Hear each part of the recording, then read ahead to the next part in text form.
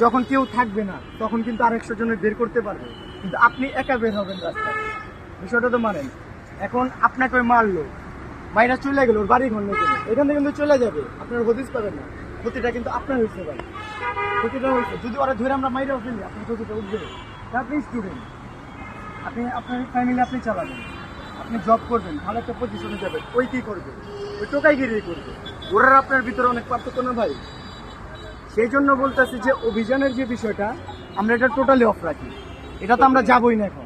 কারণ আর্মিরা ডিরেক্ট বলছে যে তোমরা করো, তোমাদের জিনিসটা তোমরা নিজের সেফটি নিজে রাখো।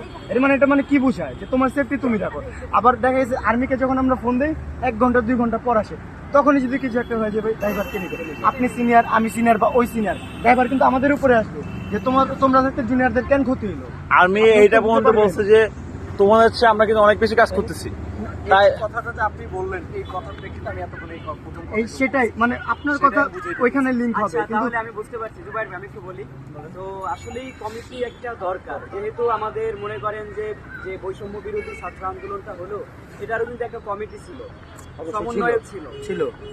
কিন্তু ভাই এখানে কথা আছে, কোন এক্স্যাক্টলি কোন বিশ্ববিদ্যালয় আমি বলতে পারি না, ওই জায়গার যে সমন্বয় ছিল ওরা পদত্যাগ করছে ইচ্ছা করে, কারণ ওরা আবার বৈষম্য চায় না। এই জিনিসটা দেখছেন, ওরা পদত্যাগ কিন্তু ইচ্ছা করে করছে, কারণ ওরা কোনো বৈষম্য আবার চায় না। এই জন্য ওরা সাধারণভাবে থাকতে যায়, ইচ্ছা করে পদত্যাগ করছে। 6 জন বা 5 জন মেবি, নট শিওর। যে মনে করেন যে অনেকগুলা মানুষকে নেতৃত্ব দেওয়ার জন্য তো একজন নেতা দরকার। ঠিক আছে, সেটা ইন ফিউচার বা কিছুদিন পর এটা হতেও পারে বা হইবে, এরকম কিছু হইতে পারে।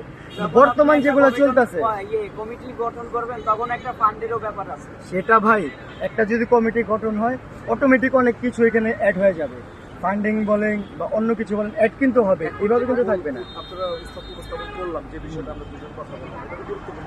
এটা গুরুত্বপূর্ণ। এটা হলো কমিটি দেওয়ার বিষয়গুলো অনেক পরে, এটা পরে, এটা এখন না। আলোচনা করলাম নিরাপত্তা এবং একটা পাওয়ার, সেটার ছোটখাটো নেওয়া যায় না। পাওয়ার বলতে ভাই এই কয়দিন কিন্তু আমাদের পাওয়ার আছে, এই কয়দিন যেদিন আমরা কাজ করতেছি পাওয়ার আছে।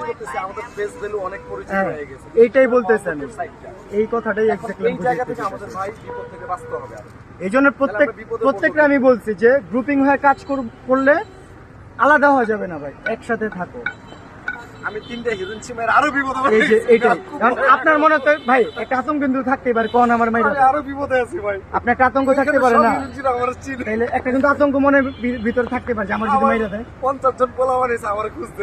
এই যে এটাই তো কথা, মানে বরাবরই আমি বলে আসছি যে নিজেরা সেফ থাকবো, আমাদের যে ছোট বোন ভাইয়ারা আছে ওদের সেফটিটা আগে আমরা মেনটেন করবো, ওরা যাতে বিচ্ছিন্ন না হয়, একসাথে থাকবে ওদেরটা আগে। কারণ আমরা নিজেরা কোনো না কোনো ভাবে প্রোটেক্ট করলাম, কিন্তু ওরা করতে পারবে না, ওদের প্রোটেক্টটা আমাদের দিতে হবে। মজার বিষয় আমি প্রথম সবাইরে দেখলাম, মানে 2 দিন আগে।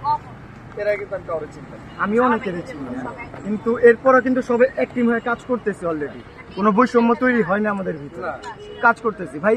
এখানে বড় ছোট কিছু না, আপনার একটা মতামত থাকবে, আপনি দিবেন, অবশ্যই দিবেন। এমন না যে আপনি বড় দেখে আপনার জ্ঞানটাই বেশি, কিন্তু ছোট মানুষের জ্ঞান হইতেই পারে, ওর জিনিসটা ভালো হইতেই পারে, ওর সাজেশনটা ভালো হইতেই পারে। আমি আর গ্রুপে যাই না, দাঁড়িয়ে ফোনটা দিন কেন? মতামত আমরা সবাই দিব, ওইটার উপর ভিত্তি করে আমি একটা কাজে উপস্থাপন করব। মতামত কি দিব গ্রুপে? মতামত দিতে গেলে বলে চুপ করো। না সব এইটা আবার অন্য ওই সময় সাবিরের মতামত ছিল।